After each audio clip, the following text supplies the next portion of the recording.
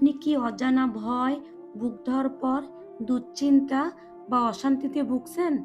কখনো কি মনে হয় সব ঠিক থাকার পরেও মনটা শান্ত হচ্ছে না? আপনার বাচ্চার দিকে তাকিয়ে কি মনে হয় ওকে কেউ বদনজর দিচ্ছে?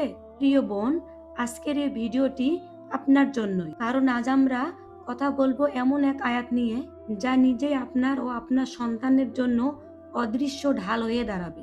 আয়াতুল কুরসি কুরআনের সর্বশ্রেষ্ঠ আয়াত। রসুল সাল্লাল্লাহু আলাইহি ওয়াসাল্লাম বলেছেন, কুরআনের আয়াতগুলির মধ্যে আয়াতুল কুরসি সবচেয়ে মহান।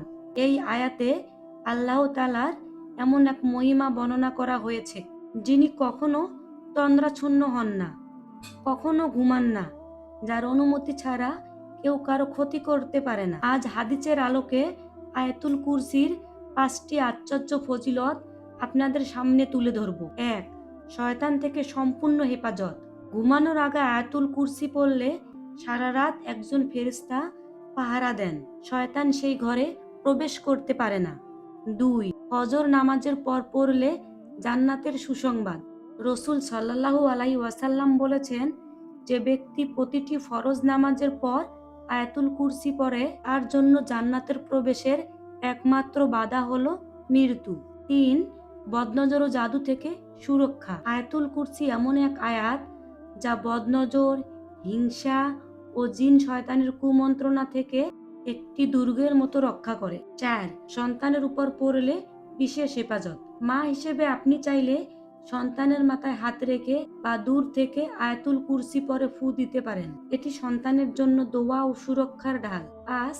মানসিক প্রশান্তি ও ঈমানের শক্তি। নিয়মিত আয়াতুল কুরসি পড়লে ভয়, অস্থিরতা, বুক ধড়ফড় কমে যায়, কারণ আল্লাহর উপর ভরসা তখনই হৃদয়ে গেঁথে যায়। গুরুত্বপূর্ণ অংশ।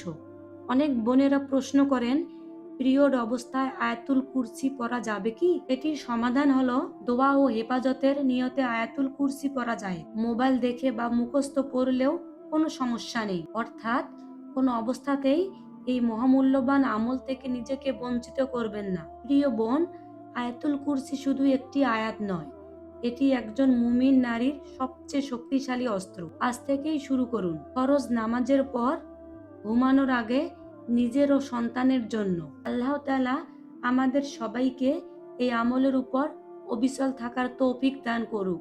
যদি এই ভিডিওটি আপনার উপকারে আসে তাহলে অন্য বোনদের সাথেও শেয়ার করুন, কারণ একটি আমল ছড়িয়ে দেওয়াও সদকা।